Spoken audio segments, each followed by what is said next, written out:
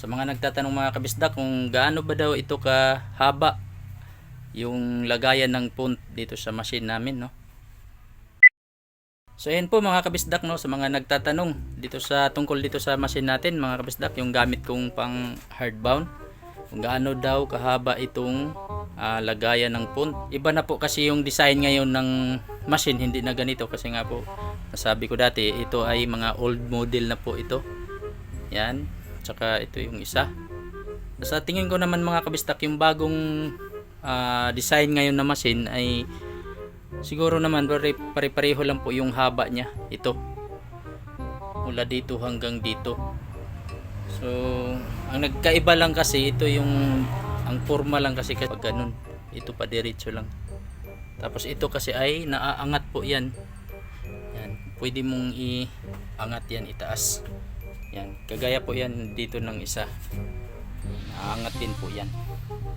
So ayan mga kabisdak, susukatin na po natin ito.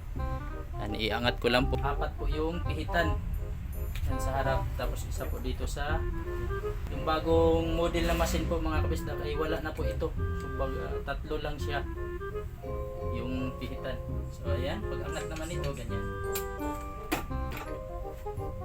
Ganyan po siya pag naka-close mga kabisdak, no? Yan. Tapos ibuka natin. Kasi pag naglagay na tayo ng pull, ganun po siya. I-pull lang natin. So yan na po yung pinaka-buka niya. Mula dito hanggang dito.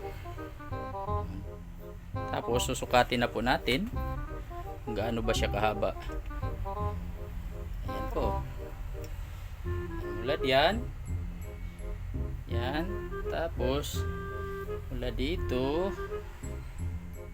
So ayan po, nakita nyo man mga kabisdak, sa inches po yan ay 7.5 sa inches po. Ayan.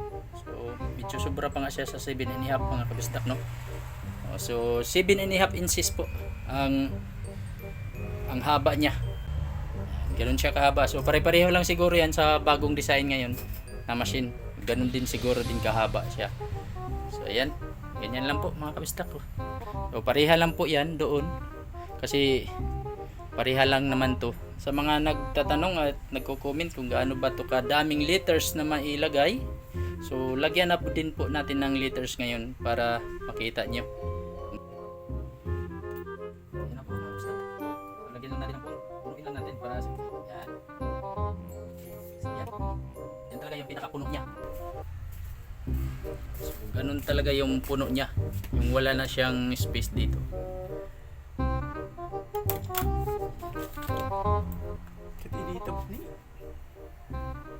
Yan po.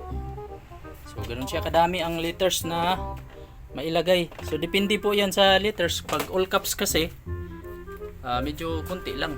Kasi makapal yun pag all caps. Pero pag caps in lower po, nasagot ko na yung mga tanong nyo mga kabistak, no? Doon sa nagko-comment sa akin kung gaano ba ito kahaba itong lagayan natin ng liters. So ayan, 7.5 inches po. So ganyan siya kadami ang liters na mailagay sa machine natin. Alright. So hanggang dito lang mga kabisdak. All goods. Amping sa kanunay.